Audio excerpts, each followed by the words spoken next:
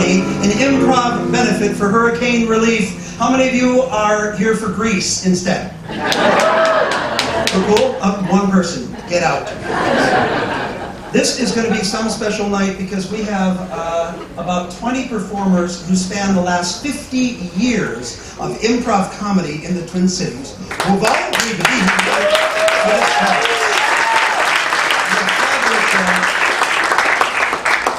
Some of them have not performed improv in many, many years because they've gone on to other careers that pay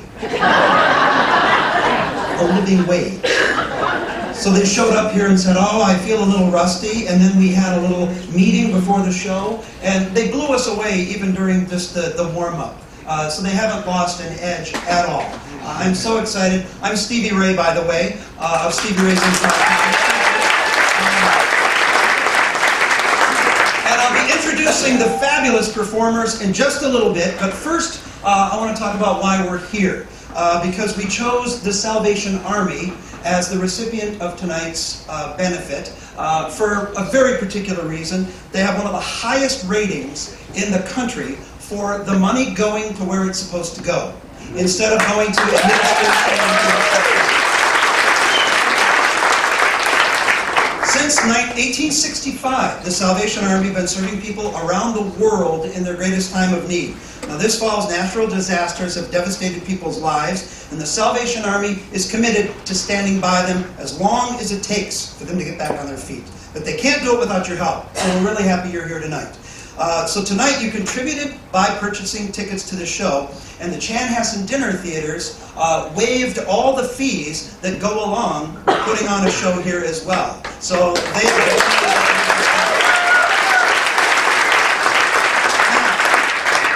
if you feel like the tickets were just too cheap, and you're thinking, I got this burning a hole in my pocket, you look right over here on the side. All you have to do is text. Okay, we'll talk about that later, sir. Write out a check and mail it.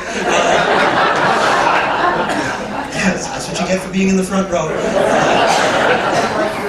And like I'm so young. Shut up over there. All you do is text Improv to 41444, and you can make an additional donation directly to the Salvation Army. And they make sure, especially for tonight, the Salvation Army also has operating costs, but they have agreed to send 100% of tonight straight to the victims of the hurricane. Yeah.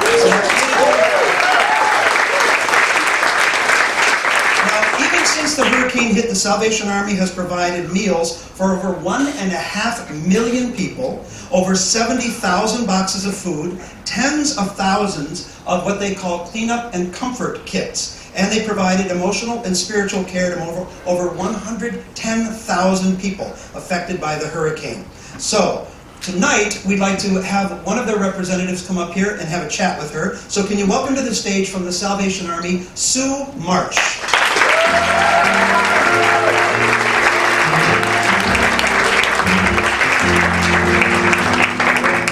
Welcome up to our OSHA-approved stage over there.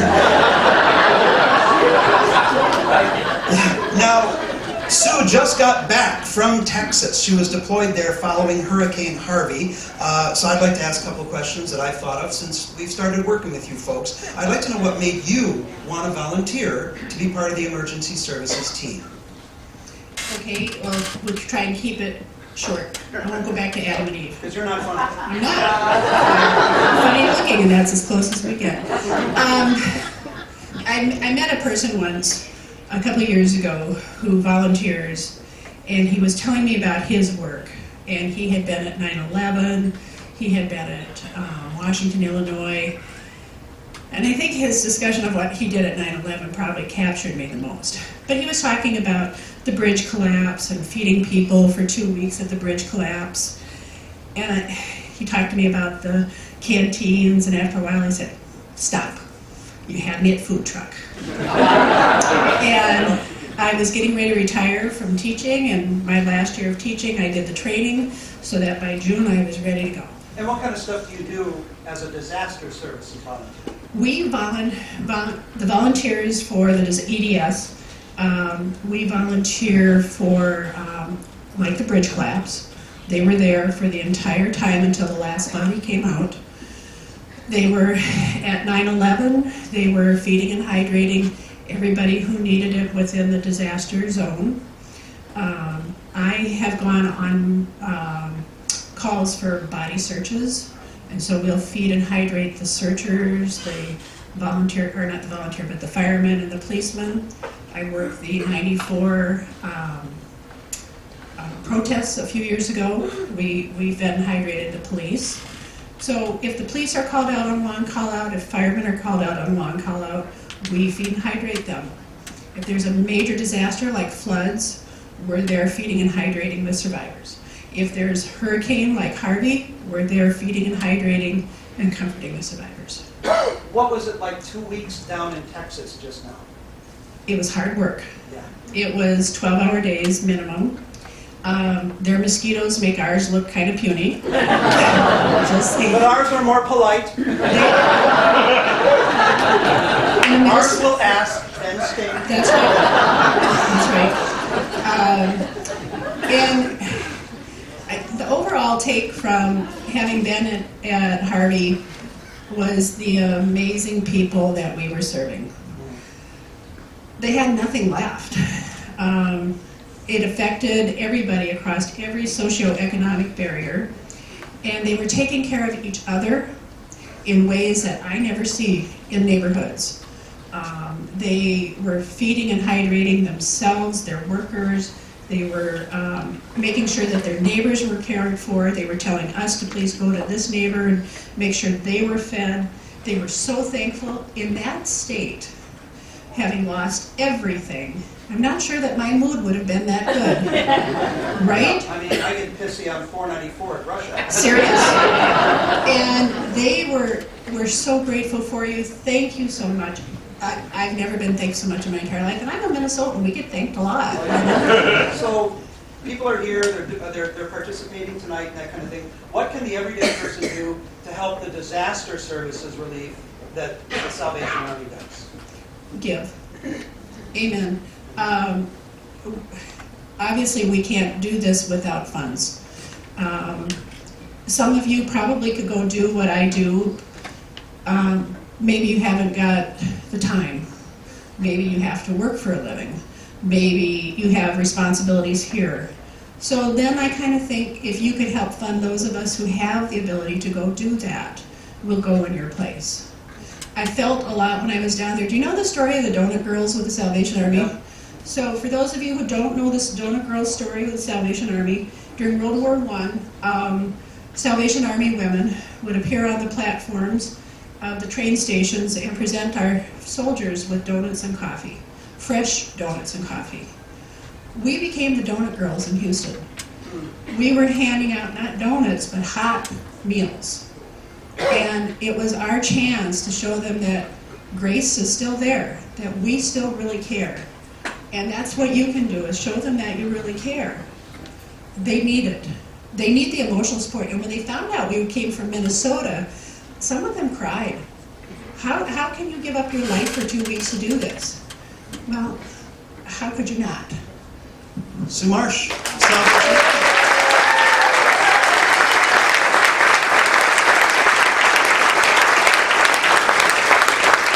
What else I like about the Salvation Army? Everybody they help, nobody gets a bill. Because nobody needs a bill when their house is gone. We have got some of the best performers that the Twin Cities has ever been graced with on stage and radio and TV, and they've agreed to be here tonight.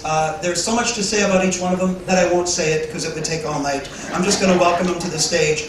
Ladies and gentlemen, please welcome Mark Berggren.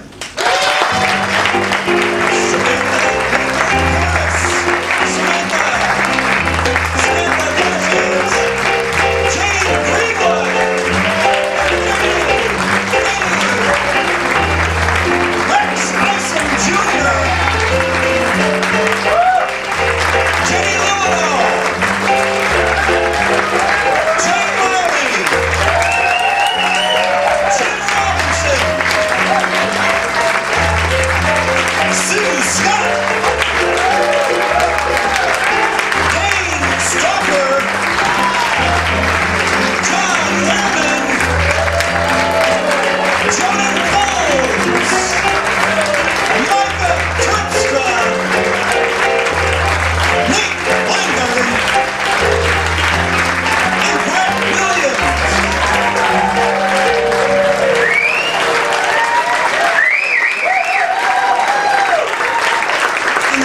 welcome sharing the keyboard, Mr. Eugene Huddleston. And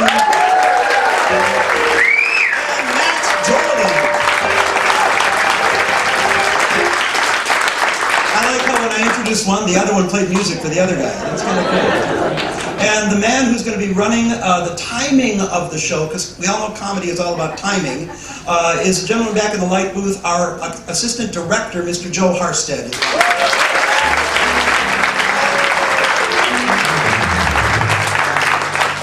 And the reason I mentioned that he's going to be running the timing of the show is that you will know that an improvisational piece is over tonight when Joe decides it is. Because improv means we don't make our own decisions a lot of times when we're done, because we'd never stop. So Joe will decide that it's over, and you'll know that when he blacks out the lights. Okay, that's a common, I guess we're done. Okay. Thank you, folks. It was a magical evening. Thanks for coming. And so he will decide that, and so we're going to put ourselves in his hands, and we're going to start off, because we are at the Chanhassen Dinner Theaters, known for musical entertainment. Comedy is not typically musical, but we thought we better start with a little music. We're at the Chan. So we're going to have Mark Berggren, John Wehrman, Jenny, Jane, Jay, and Jim down here. And we're going to start, and the rest of you can have a seat, relax on the side. We're going to start with a little musical number, but for this, since we perform improvisation and we don't write things ahead of time, that would require work. We're going to rely on you for the lyrics of this opening song.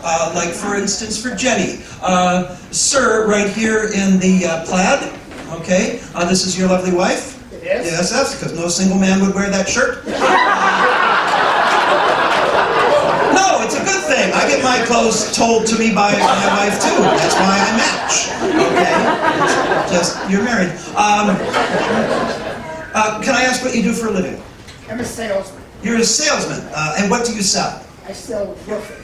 Roofing. And your first name only, please? Keith? Keith. And the cool thing about improv, you can lie. We're not going to pull out his wallet and check, right? So you guys can say anything you want. Keith, you sell roofing. Okay? So Jenny's opening, her lyric is going to be, Keith is a great roofing salesman. See how we create a line out of nothing? So what we need for you to do is complete that for everybody up here. You can call out a line that could be something that somebody said to you recently. So it's a real life experience. Could be a line from a movie that you really like, and could be a philosophy of life of yours. Could be a literary reference. That's a book. Anything at all. So for John up here, any line, what's his lyric for this opening number? I love to knit. What was yours, ma'am? I love to knit. Okay, and yours is we're having a baby.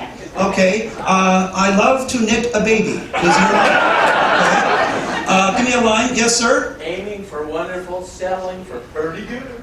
Okay, aiming for wonderful, settling for pretty good. And the guy is sitting alone in the apparently nobody else wants to settle. Okay. Aiming for wonderful, settling for pretty good. For Jay. It is what it is. It is what it is. And ma'am, what do you like to do in your free time? It's illegal. Let's move on. That kind of a pause tells us everything. Do you have a pastime, a hobby? No. No. Okay. She's a mother. All right. Give me a hobby. What kind of working out do you do? Zumba. Zumba is what Zumba is. Okay? It is what it is, but Zumba is what Zumba is. For Dane, give me another line. What did the doctor say? Okay. That's fine, but for today, we want... Oh, no, that was her. Okay, and what did the doctor say? For Jim, tell me somebody, if you could have lunch with anybody in the world, who would you love to have lunch with? Frank Sinatra. Oprah. From a guy. Okay. Tell her to keep your wife from watching TV so much.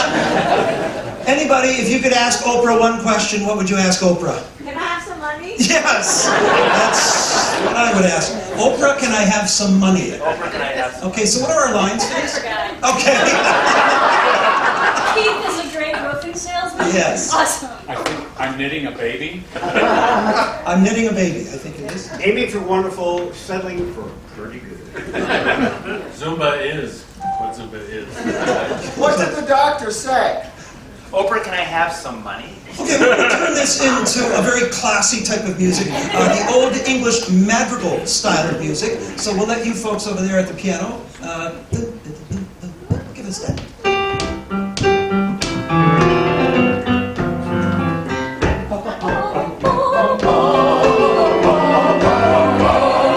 Keith is a great roofing salesman. Keith is a great roofing salesman. I'm knitting a baby. I'm knitting a baby. Aiming for wonderful, settling for pretty good. Aiming for wonderful, settling for pretty good. Zumba is what Zumba is. Zumba is what Zumba is. What did the doctor say?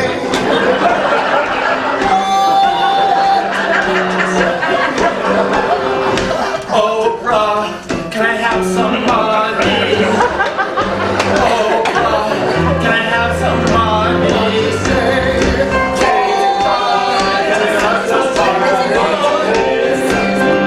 Has knitted a baby. Keith has knitted a baby. Aiming for wonderful, settling for Zumba. Aiming for wonderful, settling for Zumba. Oprah, baby! Zumba is pretty good. Zumba, I'm knitting a baby for Oprah. Knitting a baby for Oprah. Knit me a roofer, knit me a roofer. Aiming for Oprah's baby. Oprah's baby is a doctor. Oprah's baby is a doctor. Zumba is the baby I knit. Settle with the doctor, knit less. Settle with the doctor, knit less. Wonderful knitting, wonderful knitting. Oprah is as Oprah does when it's knitting Zumba baby. Oprah, Zumba, Oprah, Zumba, Oprah, Zumba. Oprah, knit me a roof. Oprah, knit me a roof. Oprah, knit me a roof. Oprah, knit me a roof. Oprah, knit me a roof.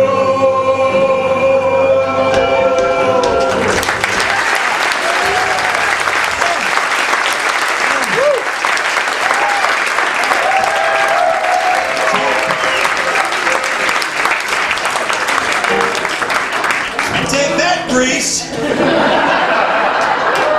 With your pre-written music. You did better than that, just making up stuff. Okay. Yes, you've already given us cause to wonder about some of your lives. But we're going to move on anyway. All right, this one is for anybody up here who would like to play. But let's have, to start off with, Rex and Brett. Come on down here. And we have two fans. Either that or they owe you money. Okay, these two performers are going to begin an improv, and anytime you want to, as an audience, you yell freeze. And that means they will freeze in whatever physical position they're in, and somebody from the side will tag one of them out, assume that position, and they're going to have to use that position to start a new improv.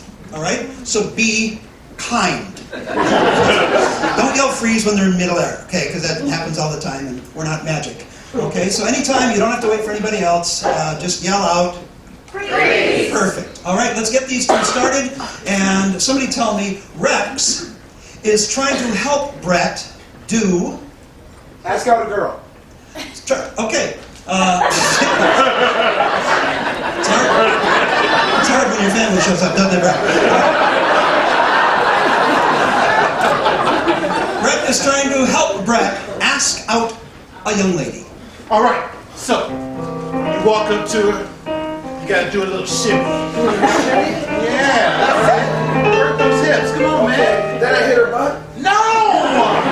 Who knows that you've never done this That's before? called harassment. Oh, Come on, come on. Look in the mirror. Breathe.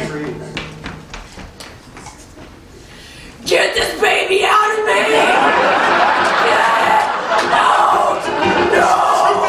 Shoot it that way. Give me the drug! Shoot it that way. Please, baby! I don't want to do this anymore, for you, okay? Okay, I'm going to scare you into shooting that way. You printed out MapQuest directions? They didn't let me use a map, so I thought this is a compromise of our worlds. You know what else is a compromise? Me starting the car and leaving. Free! How long have you been with Tommy Bartlett water shows?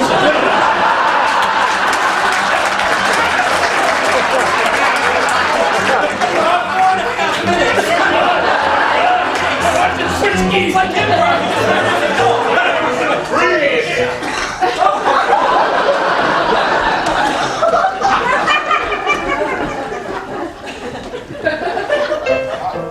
I think that you've altered the choreography a little bit. Jesus Christ Superstar's the greatest ever! More dancing! It is, but I have a Charlie horse. Can you pray for me?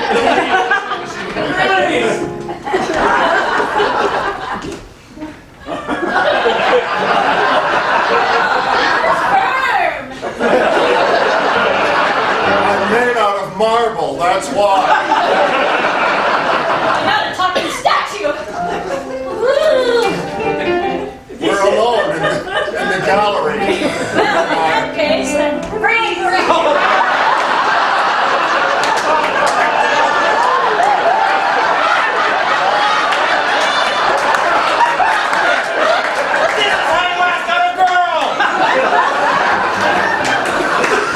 Well, it might be more effective if you did it in the front.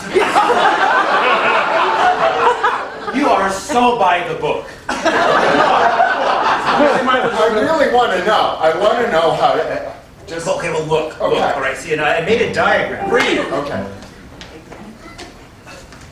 No, you gotta toss the pizza with your hands up together. You see, toss the pizza like this, and then you throw it up in the air. Rose, I want to please you. I want you to be happy with my work. Can I have your hands so far? Please. Lucky for you, you came on Oprah today because we're giving away babies.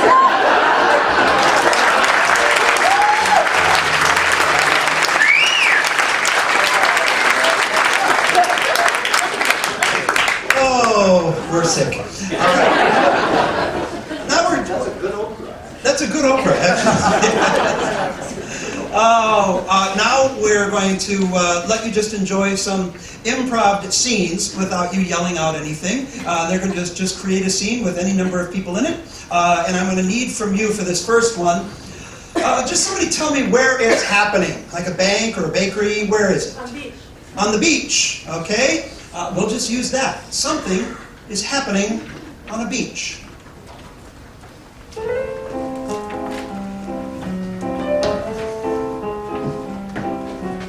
You were supposed to be here an hour ago. I have a problem with lateness, okay? Well, Oh, my sandcastle.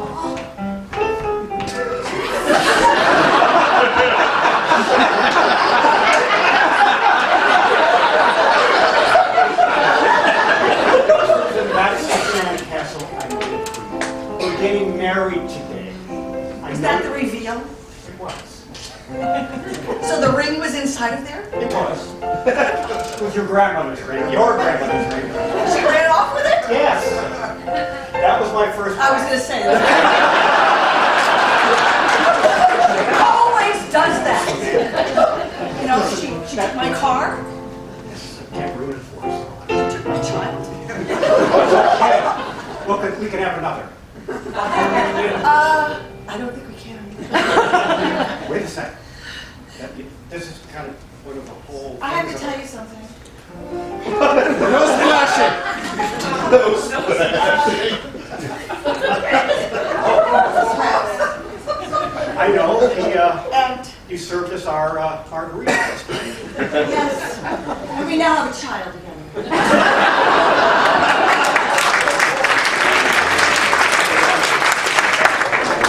I've never seen anyone just pick up a sandcastle.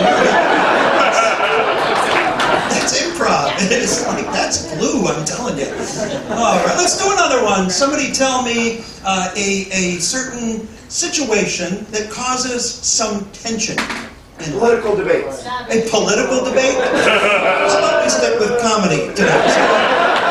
Let's not divide the room in half and start a fight. What was this? What's that? Marriage? From the guy sitting by himself. All right, there's something up here going on with marriage.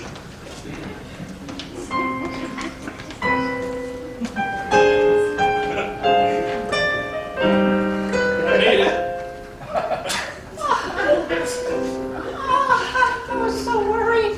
I was so very worried that you weren't gonna come. I figured this will be a good 4 or 5 years for me.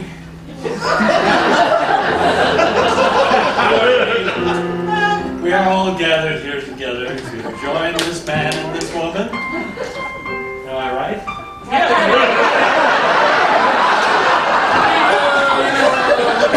Yeah.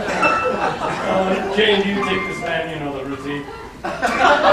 We've seen each other here before. Come on.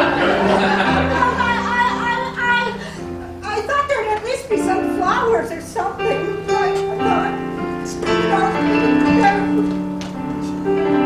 Thanks, Jim. Extra 1750 feet. The funeral down the hall. Okay. And the answer is? Yes. All right, yes, okay, good. Joe, for a limited time only, you are taking this woman.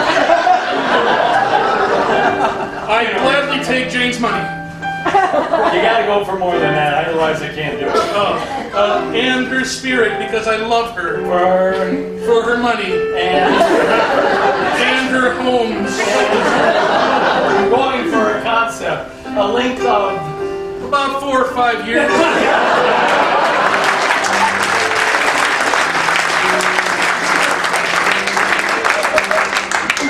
No one up here is in a stable relationship. It's the way this life works. All right, let's do one more. Somebody tell me a thing that you have in your house that you think every now and then, why don't you just get rid of that? A what? Tomatoes. A tomato. It's that hard to decide.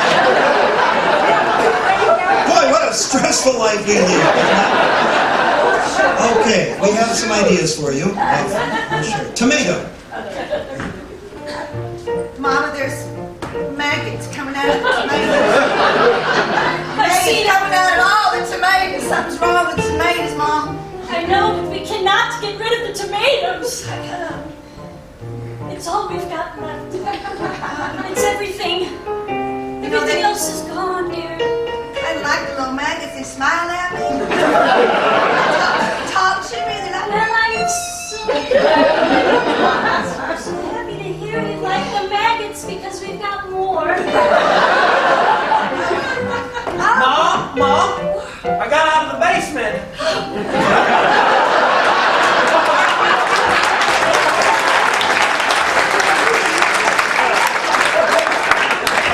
Oh my God. It's gonna be a really long night, folks. For this, could I have Jim and Samantha come out here?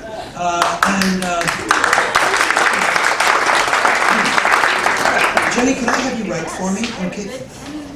Penner. Oh, good. You learned gooder, didn't you? All right. Tell me some emotions. The wide range of human experience is described in the emotions we feel. Give me one of those emotions now. Jealousy. Jealousy. Thank you for a nice, happy one to start off with. We have jealousy, ecstasy. Okay, there's a date right there. Start to one into the other. All right. Another emotion. Anger. Anger. What was this? Excitement. Excitement. Apathy. Apathy from the college kid. Embarrassment. What's that? Depression. What was this? Embarrassment. Embarrassed and disgust. Fear. Fear. Wait, Stevie, the pen's running out of ink. Oh my God! Who's got a pen? Jim has a pen in his pocket. Has a pen in his pocket for an improv show. That is wonderful. It's the same kind of pen. This is weird. You got disgust, embarrassment, and anger. I heard. Ecstasy. Got that.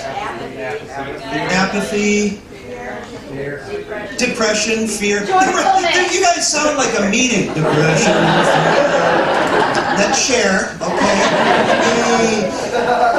Joyfulness. Joyfulness, thank you. One happy person in the whole group. What's that? Giddy. Giddy. And another? Love. Contentment and love. Okay, thank you. Wouldn't it be great if we just didn't use these now? All that work. Let's just do another song. All right, I'll use these as I see fit. Let's get Jim and Samantha going with a relationship between the two of them. Or not, yes. What's that? Siblings. Okay, let's just, they're siblings and they've decided to do what? Start a business. Go into business? They've decided to go into business together. I made a dozen cupcakes and we're going to sell them today. I made a dozen stacks of papers that you need to sign. I need to sign a stack of You papers. need to sign the stack of papers, okay? And I'm gonna try to get Okay, and tell me what I'm signing this for? just in case you want to leave, I take all the profits and everything will be fine. Jim, jealousy. You're going to take all the profits? Oh my gosh! You've always been the best! You've always had what I wanted. You got the 3-speed bike first! Who's that guy? Who's he? Samantha, ecstasy. I mean, he is my favorite neighbor. And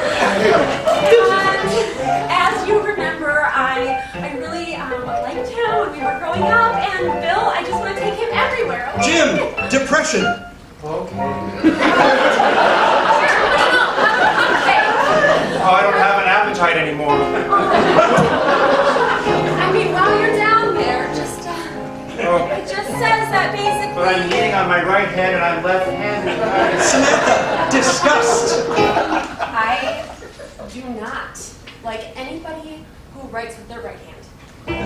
I can't even believe it. I can't even believe it. You know what? The rest of our family, we're all left-handed. You know who's not left-handed? You. I have so many problems that doesn't matter to me. Mom and Dad always said that if you were left-handed, then you would have gotten all the brains and Jim, giddy. Are you serious? Are you serious? I like this guy. Wow! Okay. Samantha, love. yes. Oh, this is so creepy. This is so creepy. I would be happy to share with you. Well, I've never been touched like that before. Oh! Jim, fear.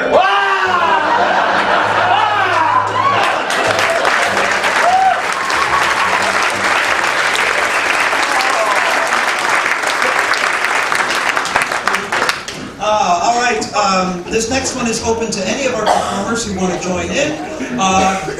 One of the things we recognize about performing a good comedy show is being able to relax the audience, and it's very difficult to do that sometimes because the audience is stressed. And I can see it out there.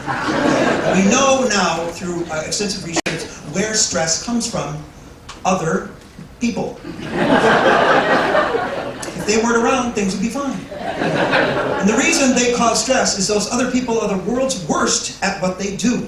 You ever go home and say, honey, I had the world's worst teller at the bank today, or I had the world's worst driver right in front of me on the highway? We're going to show you some of the world's worsts. So whoever wants to do this, come on out here, and we're going to give you a shot at our interpretation of your experiences of the world's worst. For instance, ma'am right here in the white skirt with the purse on your lap, can I ask what you do for a living? I'm a pastor. You're a pastor.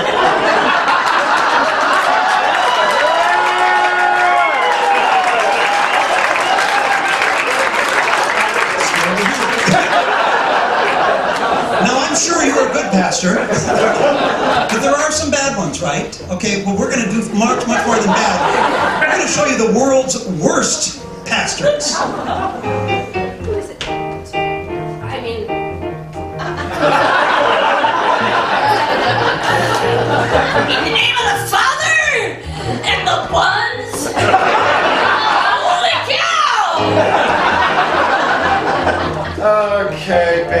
I'm hungover, so just chill. It might not be true.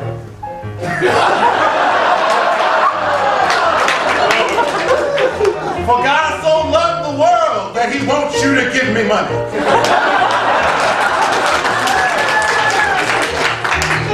Baruch atah Adonai Eloheinu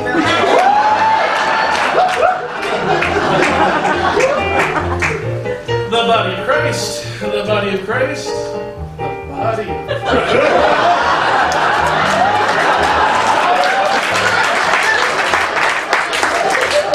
And I know we're in Minnesota because when Nate did the rabbi, like 3 people got it.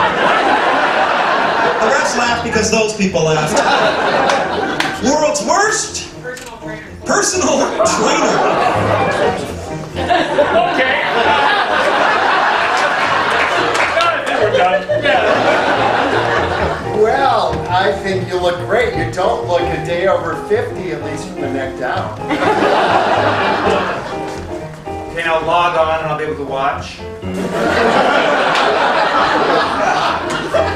We're gonna do a dozen reps. Okay, we're gonna start with the long johns and.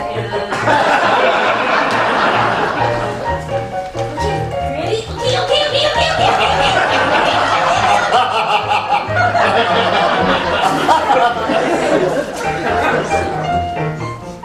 Just skip the surgery. Stick with me, and you're gonna get a 6-pack. World's worst? Cable service. What's that? Cable service. Cable service representative.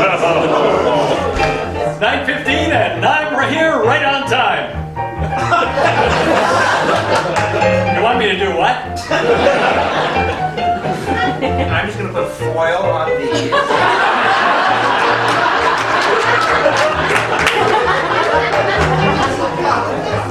Well, your cable's installed, and I think you need to change your bed sheets.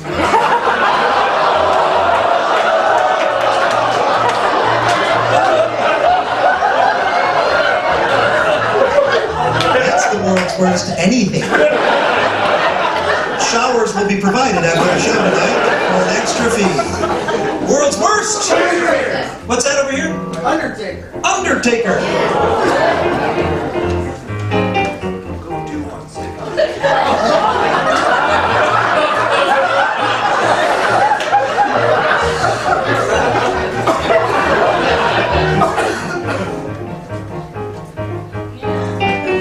Hi, John.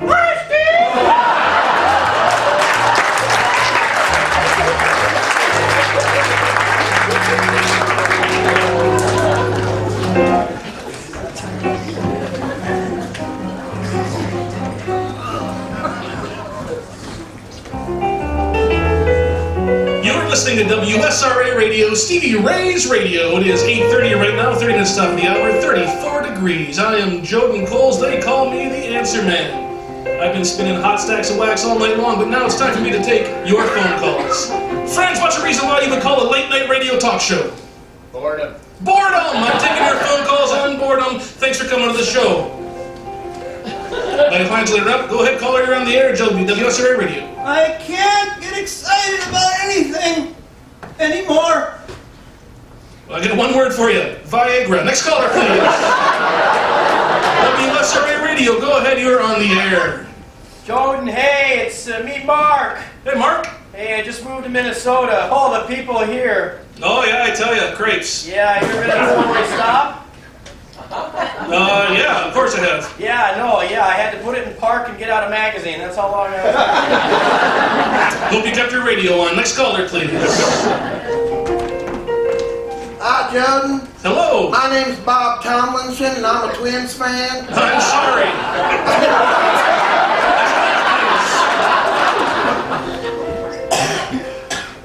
Go ahead, you're on the air, WSRA Radio, Stevie Ray's Radio.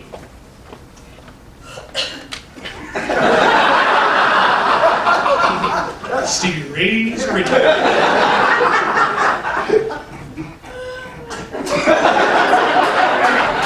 Take the time right now to remind you all that WSRA Radio, Stevie Ray's Radio is brought to you by the Minnesota Department of Transportation, reminding you there's a difference between yield and merge.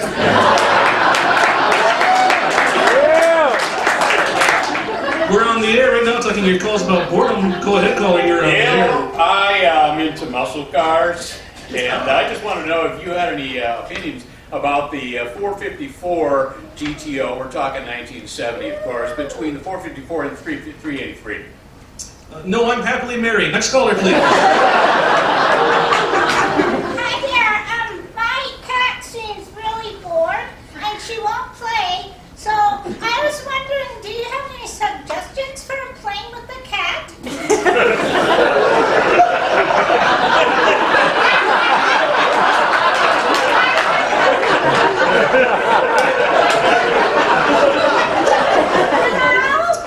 I'm just going to Google that really quick. I'm guessing you have more than one cat. I do. I have several, but only one seems to be bored. The others are playing fine. I think that one's dead.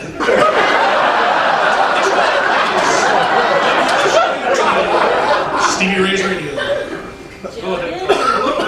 Jordan? That's me. Oh, good. Oh, Jordan! You know it. Hi, Jordan. Would you turn down your radio, please? Yes, I'm here for you. You have Dr. Pepper in the can?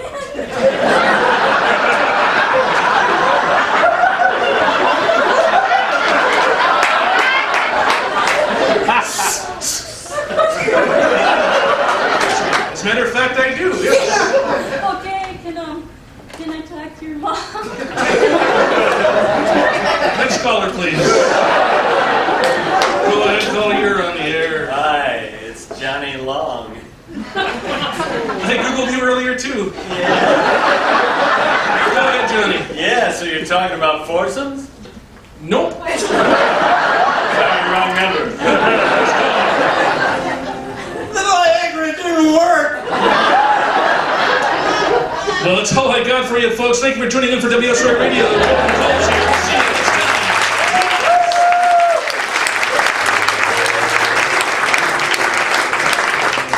Okay, for this next, I need John, Mark, Sue, and Jane. Like I started the show by doing a little musical thing because we're at the Chanhassen. We're trying to be cultured here, folks, is what I'm saying. Okay, we're trying to elevate comedy. So we are going to treat you to a foreign film. Yes, and it's important to get out and see something other than a Bruce Willis movie every now and then, okay? Who are our actors going to be? Jane and Mark, okay, and they're going to be performing a foreign film from the country of Uzbekistan. Yes, okay. So much flooding in from Uzbekistan. And because we all don't speak Uzbek, we have Sue and John here who are going to interpret for you the foreign film. Okay, now what happens in Uzbekistan is a very rich culture in the Middle East, so they have a lot of themes that show up in a foreign film. Like Japanese films have themes like honor and family and war and things like that, and history. What's a theme that would be common to an Uzbek film? Rage. Deli lines. Rage and deli lines. Not entirely unrelated. Rage and deli lines. Deli lines, okay. And there are certain characters that show up in certain cultural films. What's a common character in an Uzbek film? Cowboy. Coffee pickers. A cheesemaker. And Humpty Dumpty. and a cheesemaker. And the name of this film, obviously, I forgot. I didn't bring my note. What's the name of this film? My Fair. What? My Fair Abdul is kind of good. My Fair Abdul. Yeah. Okay. Ladies and gentlemen, we have the film brought to you for your enjoyment, My Fair Abdul.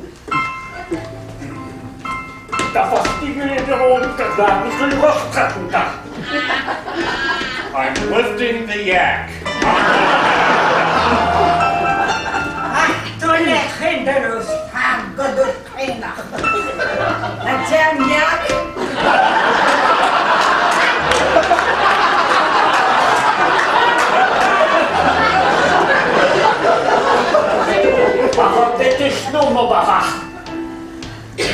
Yeah, butter on it.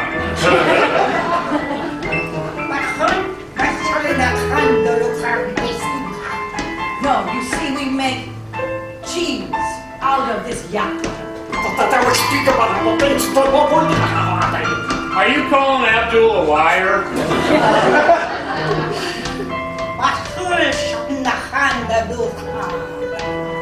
It is what it is, darling.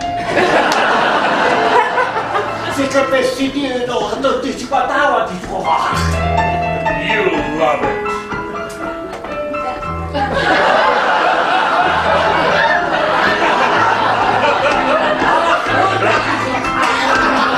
Nothing like yak butter, baby.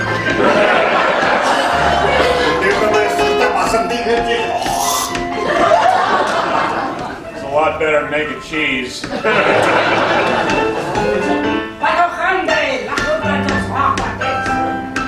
Look at all those people over in really, really bad.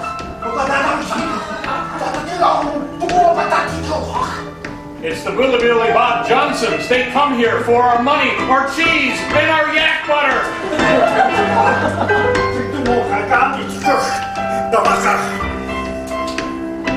Wait, I've got it right here. It's the secret anti-coder device. We'll take them out. They don't understand about secret coders and really, really bad.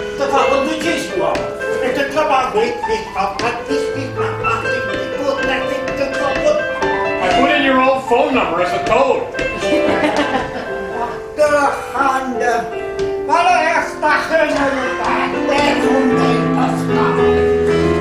I have to get a new phone.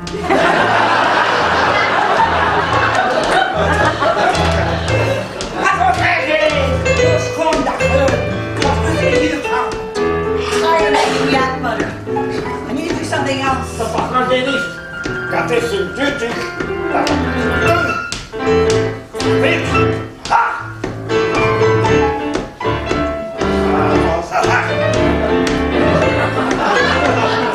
Yeah. Have you thought of a new job?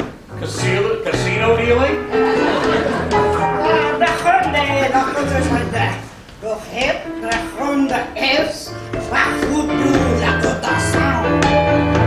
Oh, I see. You take a roulette wheel and make it out of yak butter cheese.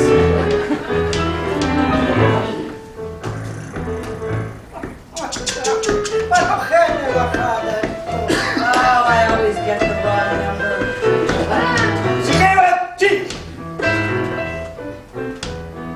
Can't beat cheddar.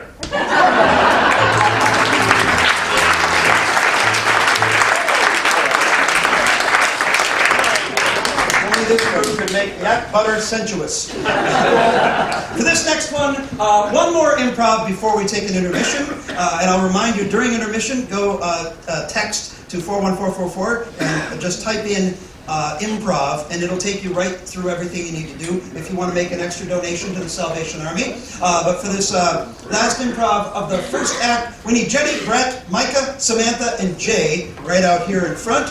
And we thought the best way to end the first act is by telling you all a little story. All right? But each of these performers is going to have to tell their portion of the story in a particular style. So we need, once again, styles of movies, or books, or magazines, or TV shows. Horror. Horror, I think I heard. Micah, what was that?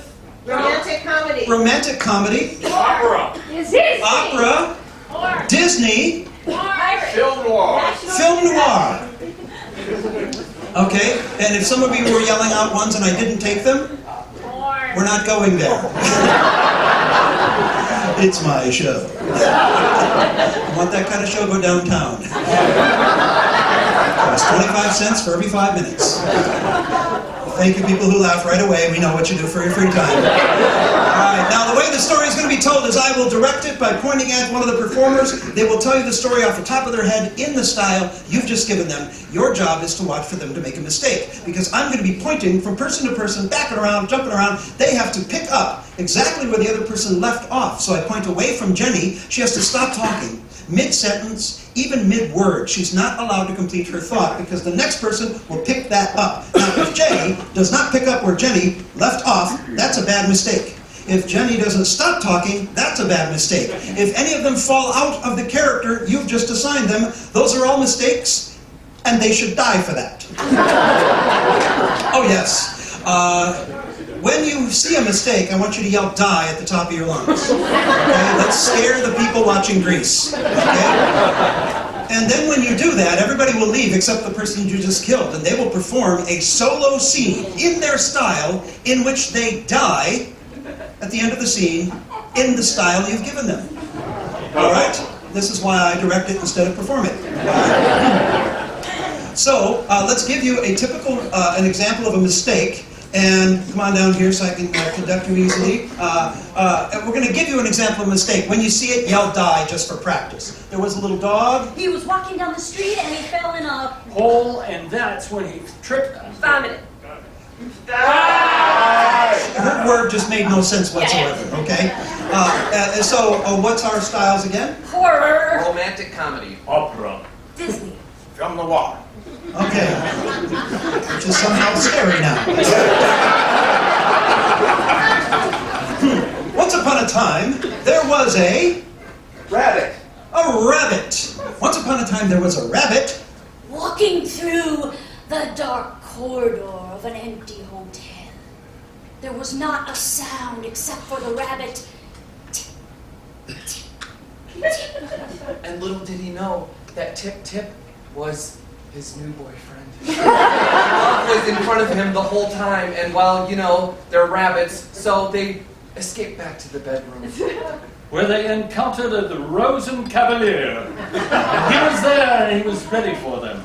He said, "Yes, my little friends, you look like dinner to me." And that's when he started to take salt and pepper that came from the magical forest where all the fairy creatures lived. And the fairy creatures came down and decided they wanted to rescue the tiny little cute little bunnies.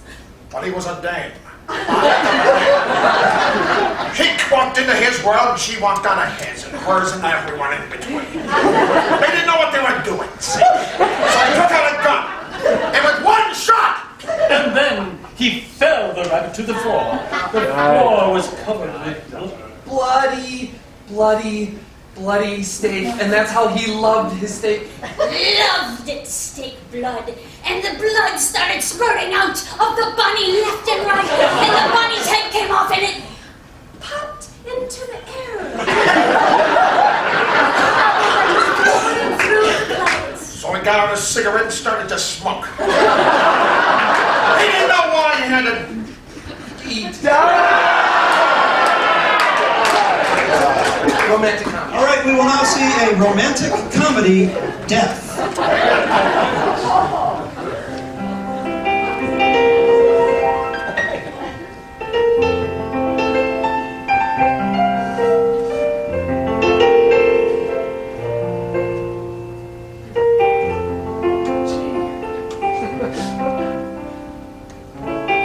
Just too nerdy to get anyone's attention. Maybe I should do away with these glasses. Oh, now I'm hot.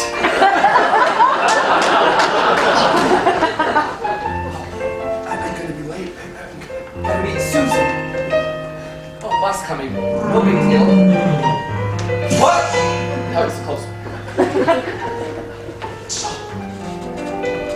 Table for two? Yes, right this way. Oh. What a romantic table. Oh, these knives are so sharp. But I'm gonna set them down. Pepper?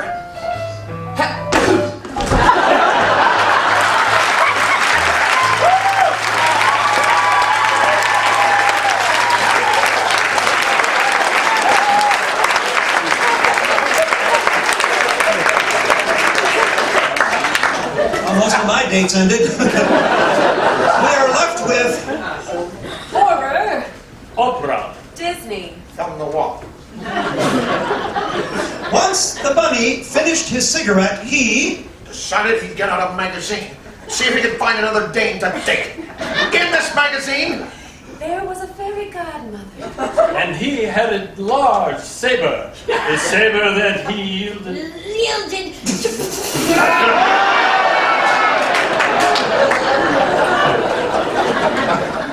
We will now see a horror death.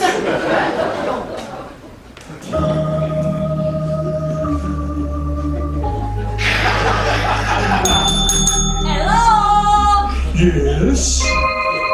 May I help you? I thought this was an empty hotel. It is. Okay, very funny. I'm just gonna go in the empty hotel and by myself. Ring if you need anything. Okay, thanks.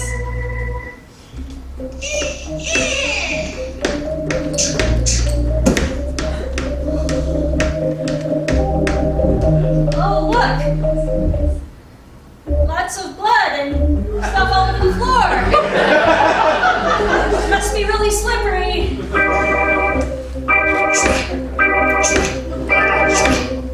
I think I'll go in the basement. That seems more safe.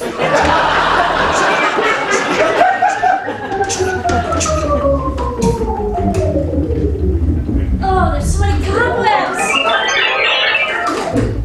Oh, hi. Oh, you have a mask on. Oh, that's a nice knife.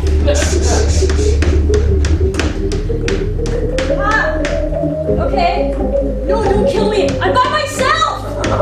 Don't hurt me. I'm by myself. Oh, you missed.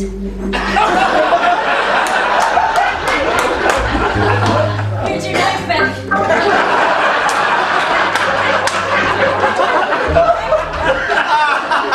What? Oh, water? Okay.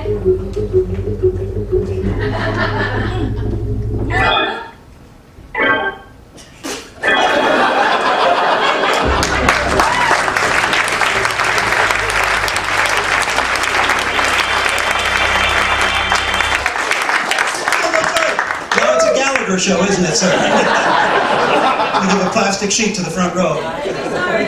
Well, no, it's all right. We are left with opera. Disney. Jump on the wall. Okay.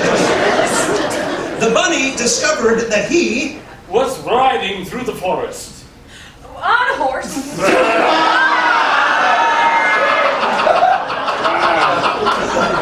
Disney's got to pay attention. We'll now see a Disney death.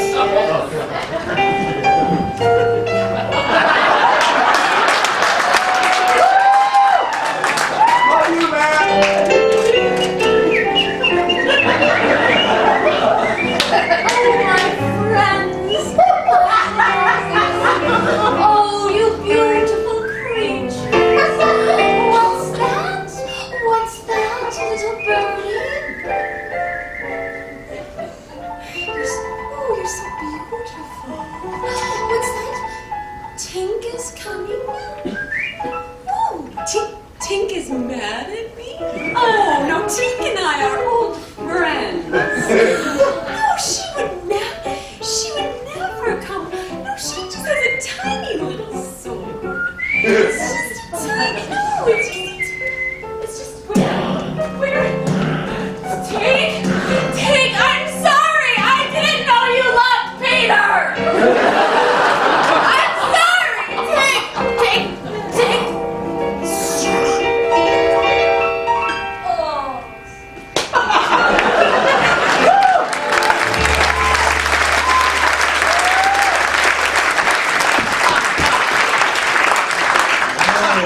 We're down to opera and film noir. I don't know which one is more inaccurate. The bunny finally realized that was someone that was murdered before him. He looked inside certain places. And found a steak made out of a rabbit. A rabbit not seen before in that skin. He didn't know what it meant, but for somehow it had meaning. Are you people willing to just swallow anything? Am I alone in what I'm watching? Oh, okay. So we are going to see a film noir death And then Jay, since he won, is going to have to come out here and give us the moral to the story afterwards. And he's going to have to do the moral in the style of opera. Okay? So a film noir death.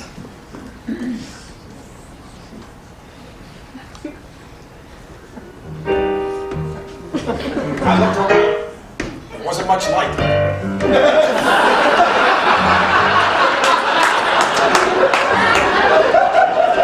And then there was. I looked down and I saw the dame on the floor I used to date. She was dead now and I had to figure out why. I had a cigarette, but I wasn't yet to smoke.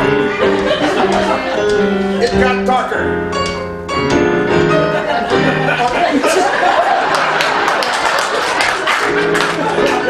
I reached down to see if she had a pulse.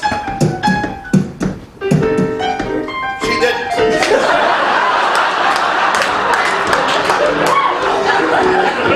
was gone. I was confused, but I was still in love with her. I had to have a smoke. Oh, I don't do menthol.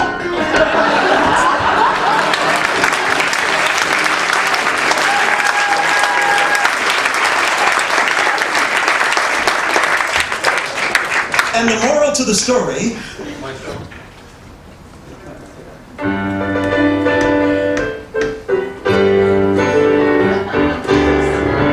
Everything was absolutely wonderful. The rabbits, it was swell.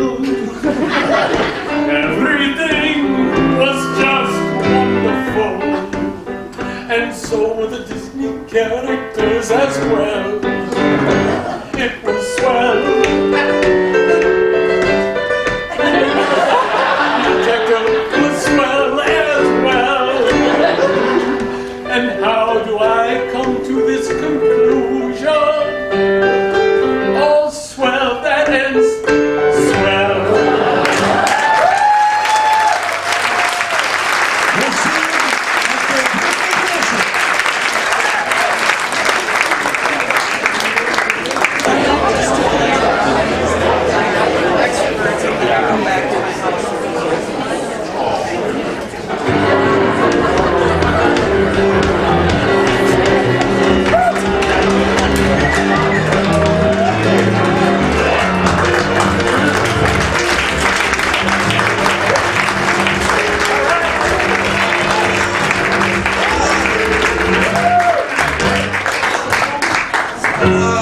First of all, I want to make another thank you. Where's Jay? Jay Riley is actually the guy who first thought of this whole idea years ago.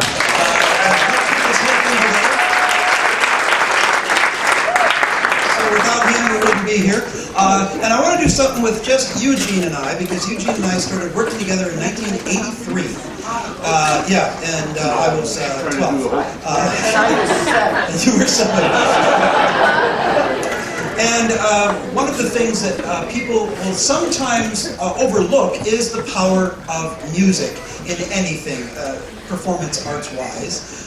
And because he's just playing along, but everything that Matt and Eugene does over here is also improvised. They don't have any script or music or anything like that, no sheet music, so they have to improvise. So what we're going to do is a piece that features Eugene at the keyboard, and so in order to do that, I'm going to do a solo piece, but in order to feature the music, I'm going to do it silently, because people prefer that from me. So I'm going to mime a scene and let him underscore it with his wonderful music. And so for this, I need an activity that requires some doing. You know, like hanging Christmas tree lights or performing surgery. Something activity-wise that really takes a lot. Tennis. Cooking. Childbirth. All right, we'll do childbirth. No, not jailbird. We have to do this childbirth. Jailbird is no activity at all.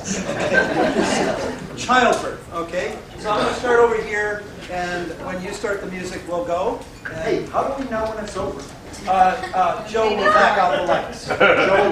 Joe will decide when we're done and black out the lights. Okay? Childbirth!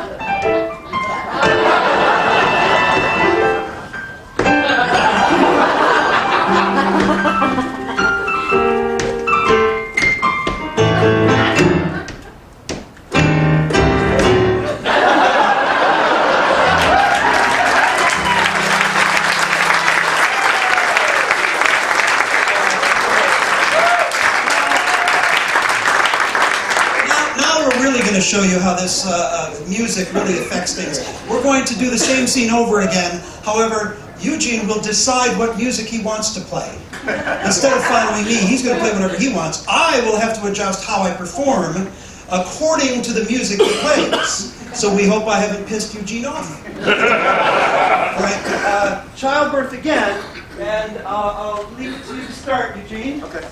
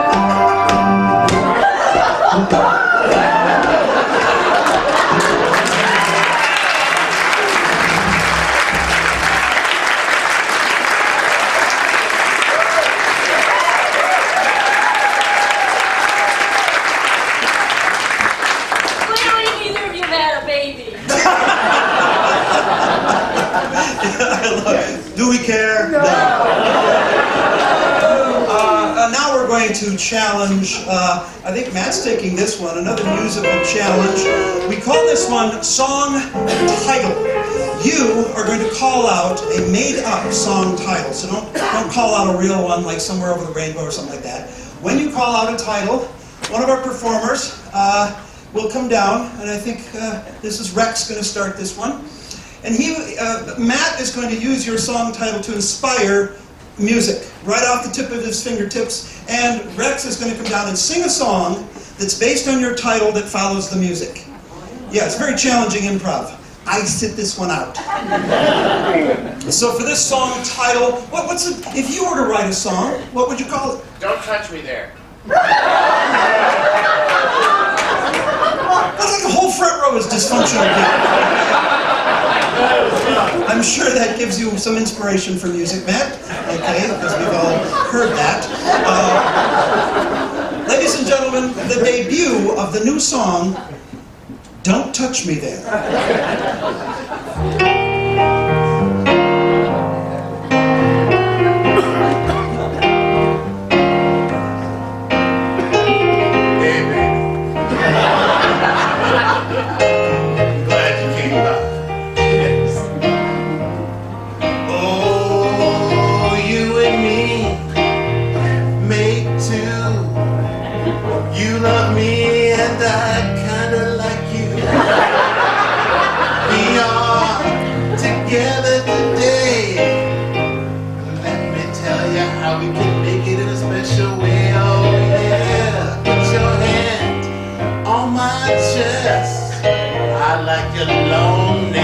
Scratch me best. But I tell you, there's something you should know. There's one place I don't want you to go. Touch me there.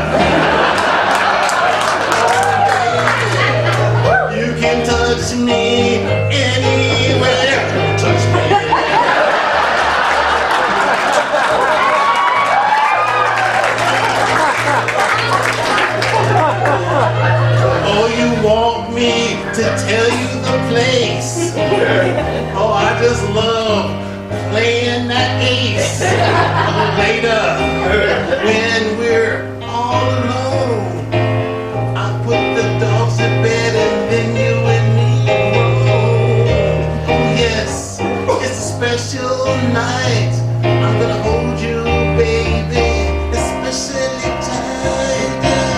We're gonna make love in a special way, but there's something I gotta tell you today. Touch me there.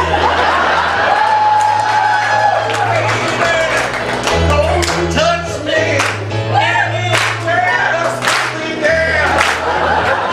'Cause you got knees, and your booty only won't just sneeze.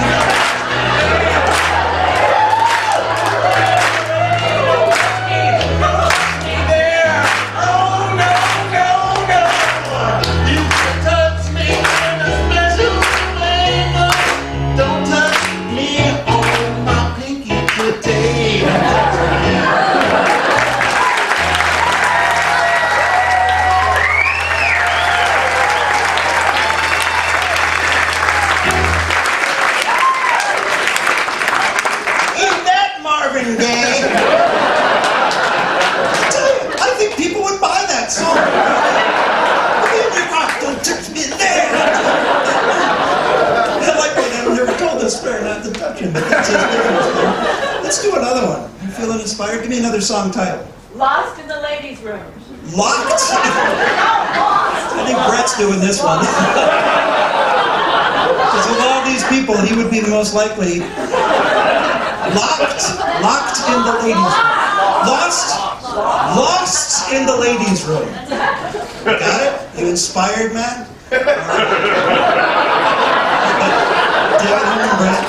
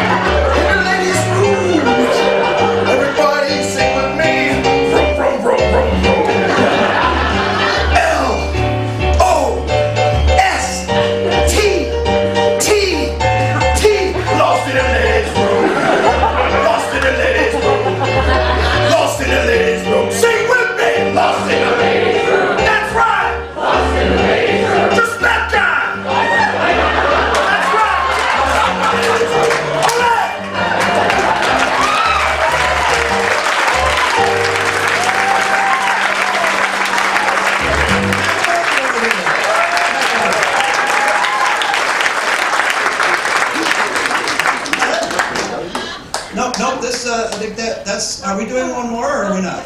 Oh, just the two, yes. Okay, I want to invite anybody who wants to be in this next piece to jump up. We're going to do something called a herald, which is a series of scenes, all based loosely around a theme that we get from you. And one scene will simply take place after another, and we let the group take it wherever they'd like to go. So for this, instead of a very specific suggestion like a ladies' room or a plumber or something like that, we're looking for a theme, something with thickness and depth to it. Dying at a comedy gallery.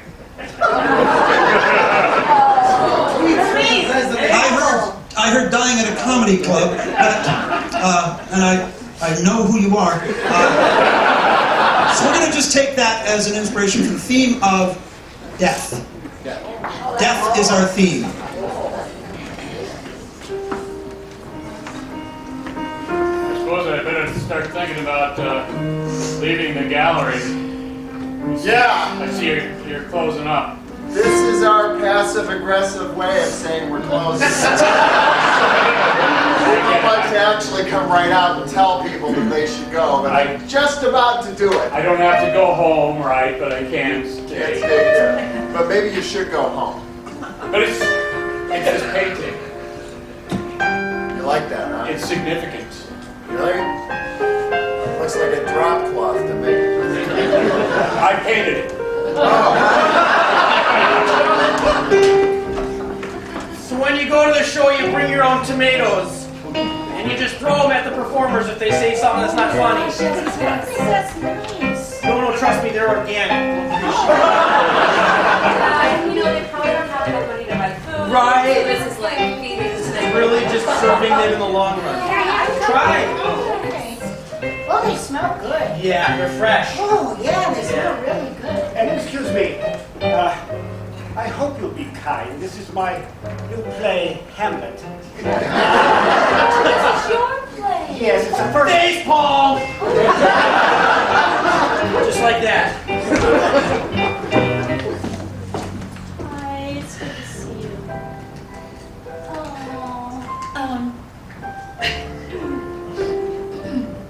Yeah, it's very sad. It is sad.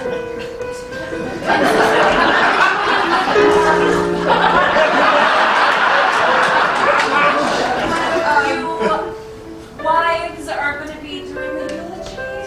We are going to do it. Because I didn't know in the Oh, it's kind of free, is all I'm saying. Really? Really? Yeah. Free? Yes. Oh, really?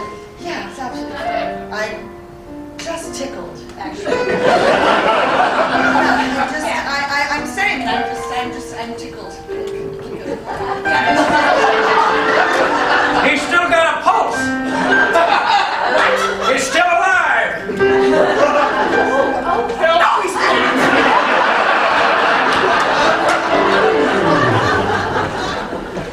I don't know. Should we call him? Should we? I mean, he just ran up in front of my car. I mean, he's got a license. Look at, he's got a license on his little dog tag. So funny. I just didn't mean to kill him. His name's Bubbly. Really, look at his cute little smashed in face. This is the third time this month he ran over a dog.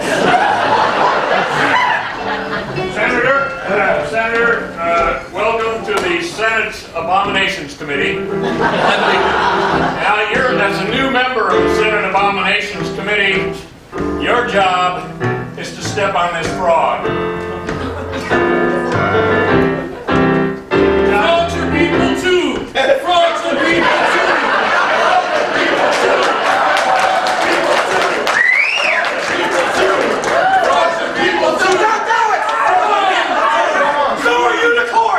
I got a tweet about this.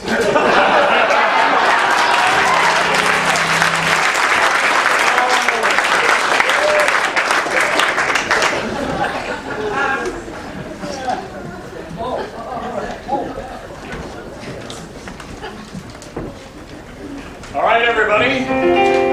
My friend Jay has a book. He's going to flip through the pages. I want you, when he does so, to yell "Stop" at a certain place. Stop. The book is 1,000 Years, 1,000 People. We're going to select one of the people in the book. Anna. The following is brought to you by Consolidated Drug and Financial. The whole life student loan people. Welcome to 1,000 Years and 1,000 People. Hi, welcome to 1,000 Years, and I'm Jay Riley. Tonight we have someone very special with us. She has been called the witness to the Crusades. Ladies and gentlemen, I'm speaking of course, Anna Komnina. Let's bring Anna out. Anna?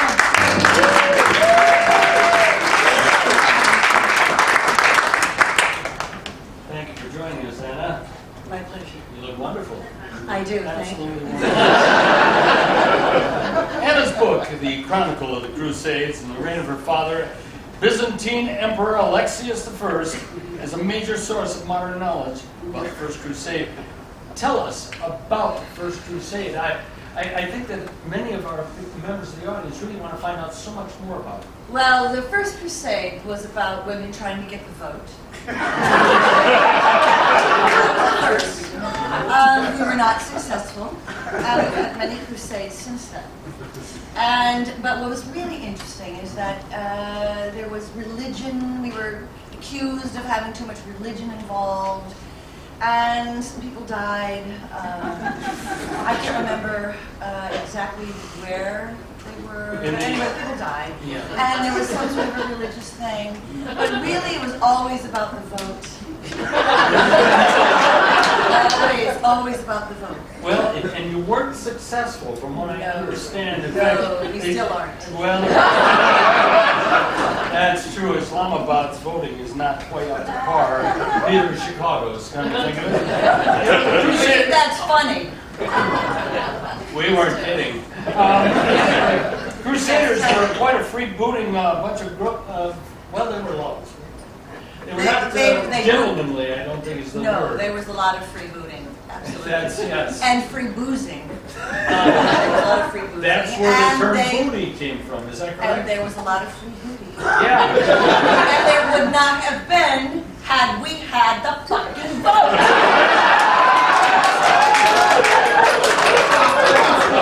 You haven't lost your passion, Anna. That's the And I know there's children in the room, but you know what? That word, you're going to hear it. Get over it. It was a new word. I created the word. It stands for you. For you. Crazy. For you crusades. Stop showing, I believe. I don't know, I laugh at my own jokes. One of the things that really, this has been a mystery. Yes.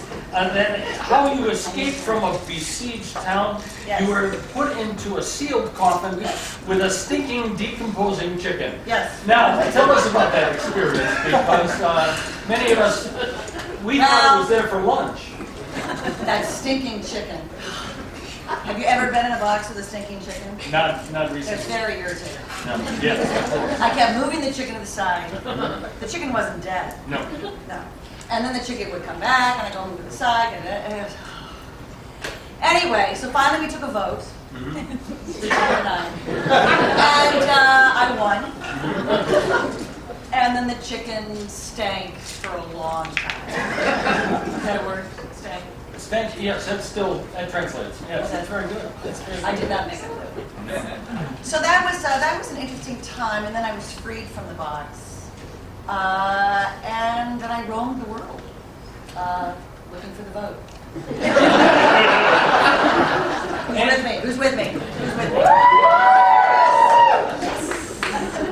Yes, do you have something else? Oh, I was just going to mention, that was when you met your husband, you were looking for the vote.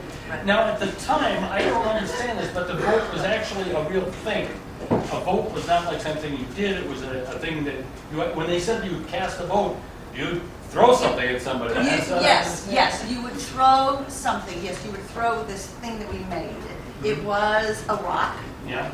And then we had feathers around it. And you would throw it. And how many feathers came off, that person would win. And you know the thing that what I found so interesting is that when you had actually cast your vote, you were trying to throw the rock at the person you didn't like. You didn't cast the vote. Well, of course. Yeah, of course. And that's the way that worked. That's the way that worked. And then if the feathers stuck to them, yes, you counted those. There you have it. Absolutely. And you know, the rebellion. Right there, okay?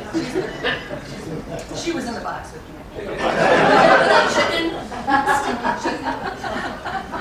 Anyway, yes, there's another. No, I was just going to say that the final act was a huge rebellion, and after that you were in the convent, where you wrote the entire record of the entire experience. You know, when it comes down to it, yes, women need to stay together. And where else do women stick together, but in a effing convent. So I had to go to the convent. I had no choice. I had no vote. I had no more rocks, no more feathers. I had nothing. No more husband, no more. And so I went to the convent, and I wrote this book. It took me 1,000 years. And I still am hoping that we will get the vote. And the book comes out next week. Thank you very much.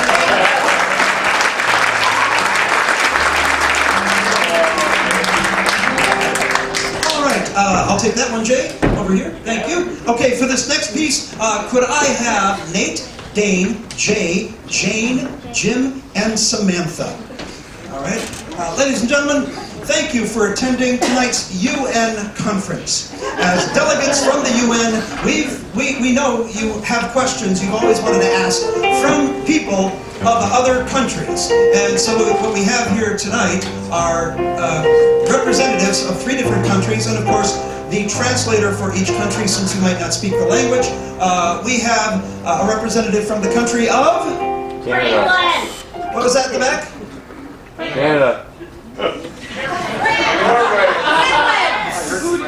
You heard France? Okay, we have France. And the interpreter. The country of? Israel. Israel. And the interpreter. And the country of? Cambodia. Okay, and the interpreter there. Now, be thinking of questions you've always wanted to ask someone who might be from France, Israel, or Cambodia. And it could be something about their country, or perhaps their feelings about the United States, anything at all. We're going to get started by having the interpreter ask our guest to please greet the audience with a typical greeting from their country. So we'll start with France. Could you ask that, please? Bonjour. Hey, okay. Could you ask our Israeli guest? What was that again? Speak up so we can hear you. You say hello? Hi there. Much like how we can hear. And from ask our Cambodian guest, please. We need to tell you what the question is because you don't speak English. Could you tell him what the question is?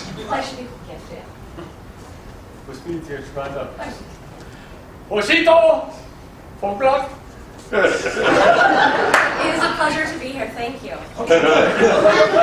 Now that we've straightened out who knows English and who doesn't. Best we can find, folks. A question you have for any of our guests here, just shout out the country, just shout it out, and what your question is for that country. France. France. What was your question? Why do all you people smoke? Why do all the French smoke? Could you ask him that, please?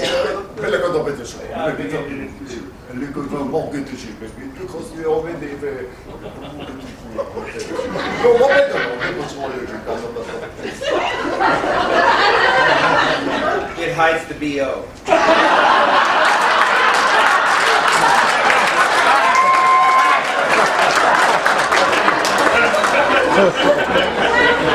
I aren't be surprised. Question? Yell out the country? Israel, what's the Iron Dome? Could you ask our Israeli guest, what is the Iron Dome?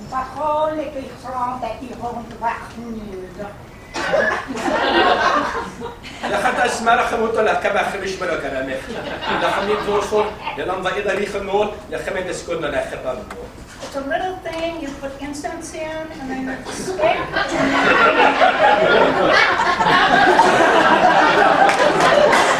Why didn't you know that? Come on.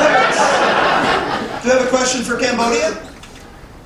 What do children do to entertain themselves in your country? Okay, could you ask our guest, what do children do in Cambodia to entertain themselves?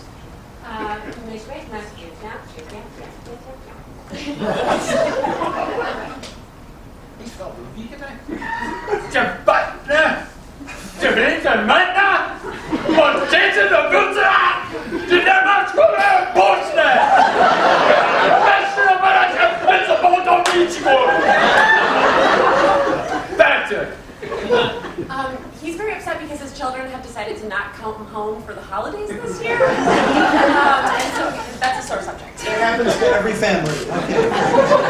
Thanks a lot. guests. Shout out the country. Norway. No, we don't have.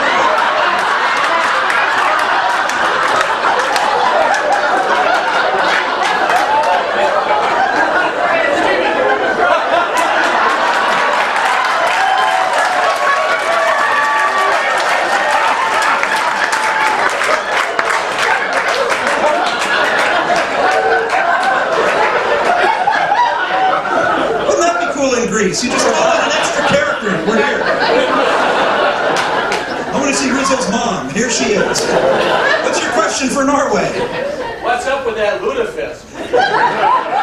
Could you ask our guest what's up with lutefisk?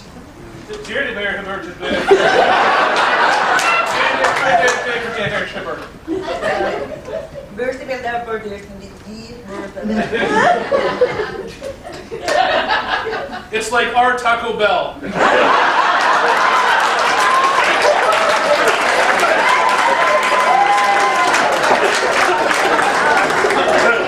One final question that all of our guests can address. One general question you would ask of anybody from somewhere else. What's your favorite food? Okay, we'll start with Norway and work our way down to France. Norway, favorite food?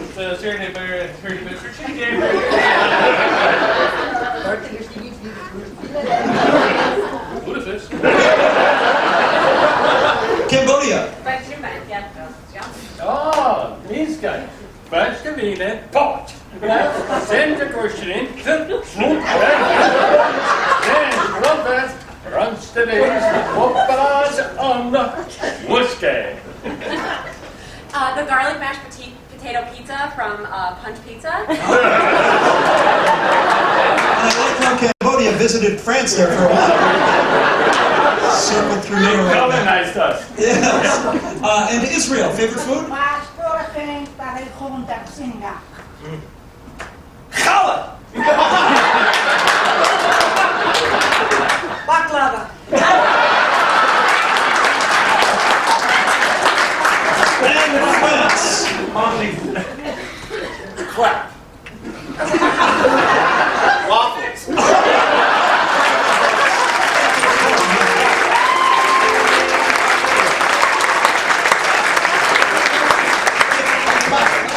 Jenny and John, could you join us down here? And we are going to do something very intricate. This is called a two-person transformation. What will happen, and this is one for you to sit back and soak in because you're not going to yell out anything during it. They are going to begin an improv scene, and then that's going to take them into a physical movement of some kind, and that physical movement will take on its own life and transform them into another scene, which will take on another movement into another scene, and the whole thing will keep transforming and transforming until Joe has had enough. Okay? So to get them started, they have just discovered... Frying an egg. They're pregnant. Thank you. Both of us. Hi, Ben. Yeah. Yes, oh my gosh, this is awesome. We get to do this together. We're going to be twins or quads. Yes. It's cool that we're twins and we're having babies at the same time. I know, and we're going to the same place. Aww, So I could be better. I just love to do this.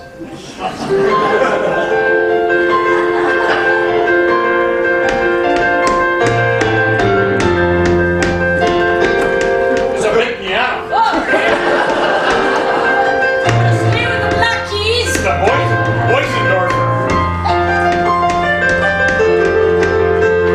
Watch. Yes, I love that. Oh my gosh. Oh, that C's out of tune, I think.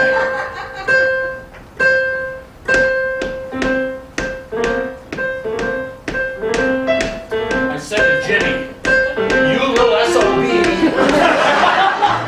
Jimmy, you Mom's are... gonna catch you next time. I got you now. I caught him, and he is an SOB. Come over here. Put me in the SOB box.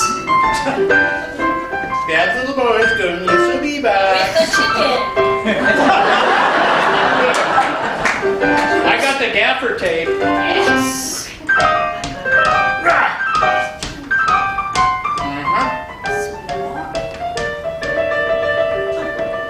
I don't hear anything in there. Oh, we should probably put some holes in it. Ooh, good idea. Knife.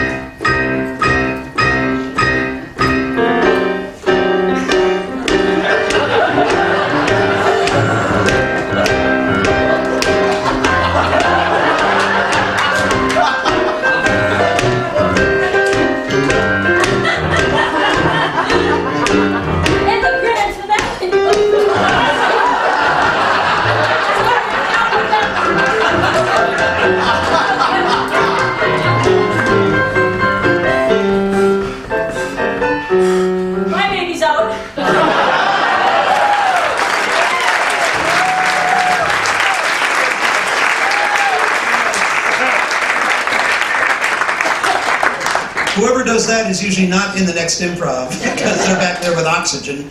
All right, we would like Jane and Samantha to come out here, please. And they're going to perform a scene. And every now and then, I am going to determine that they weren't completely truthful in what they were saying. So when I think that's happened, I'm going to ring the bell. Whoever I rung the bell on has to say what they should have said, what they really meant to say. As often as I ring the bell, they're going to have to repeat their line in a different way, more truthfully. So let's get them started with somebody telling me where they have just come from. Grocery store. What was that back there, ma'am? Grocery store. The grocery store, and I heard outer space? Right. Okay, they're at a grocery store in outer space. Yes.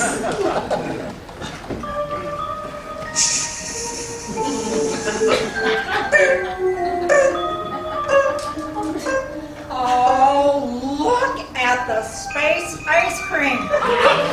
They even have soy. I love the little chunks that just melt in your mouth. Oh my gosh, you know, I would love to make a cake out of this soy ice cream for your birthday, which is today. Don't think I didn't forget. I remember everything about you. You're my favorite person, and I don't know if I can be in space with you anymore. I hate soy.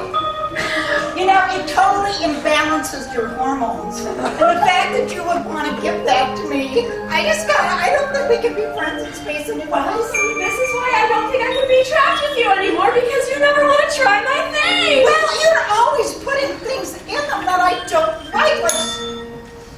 Like you're putting things in that I like. But I shouldn't have. It's like you're tempting me every minute you tempt me. Why? Marge, you don't have to diet in space. Marge, let's exercise all the time. It's so hard with gravity. I know. Or without gravity, whatever. I get confused in space. You know, in space, I can really think. I don't ever want to go back to Earth. You know what they did to Earth? I do know. And that's why we're orbiting and getting further and further away in the spaceship. But we're safe. And we've got the vote.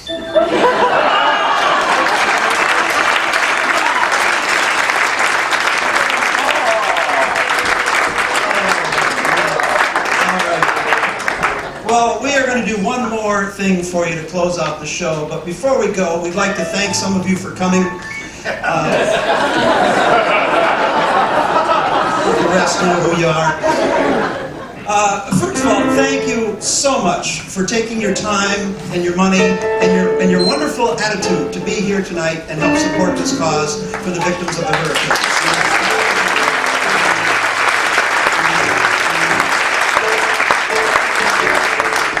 We'd like to thank the Salvation Army for the work that they're doing.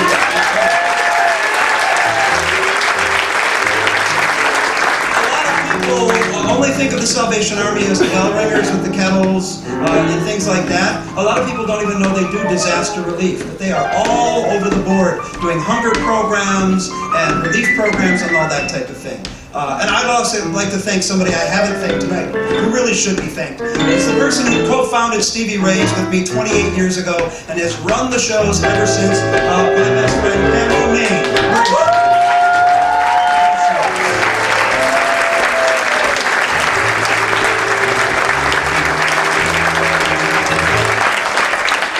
You pretty much count on if at Stevie Ray's there's a good idea, she came up with it. So we're gonna finish the same way we started with a little music, but we're gonna sing the kind of music not like Madrigal at the beginning of the show. That was Old English. We're gonna sing the quintessential Minnesota style of music, and that of course is the blues. So let me have my blues singers up here. All right. Now we're not gonna get any more ideas from you. Frankly, we're sick of hearing from you. We don't trust you anymore. We're going to sing the blues about what it's been like to perform for you tonight. Yeah, some of you wish you'd shut up, don't you? It's going to come back now. So I'm just gonna leave it up to you guys. You know what you want to sing about. Ready? Eugene, are we ready to start? You give me a count off.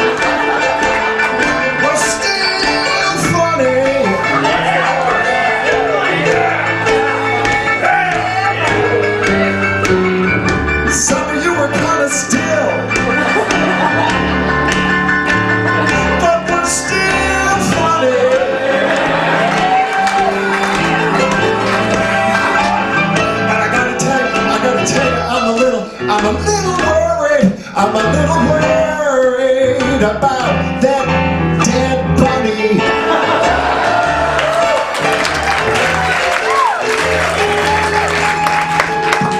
I haven't improv'd in a while.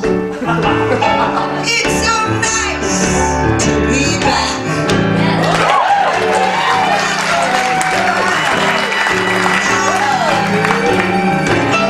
I used to be on the radio.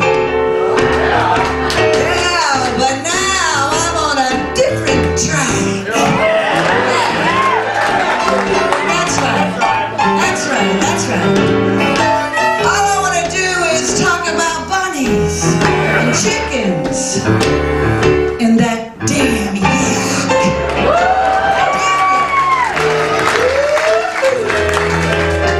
And here's the thing about Hurricane Harvey, Maria, and Nate, and donations.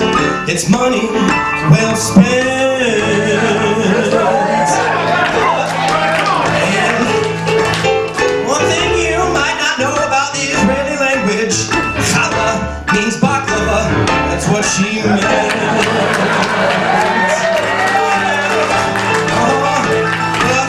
But I'm just so glad that my mama finally let me out of that darn basement.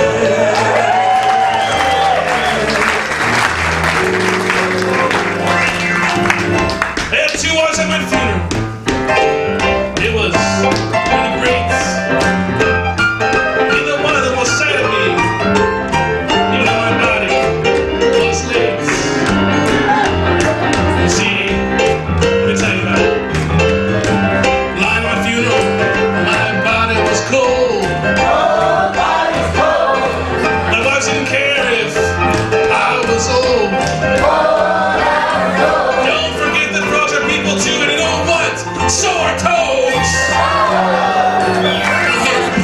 Here we really hope that you stand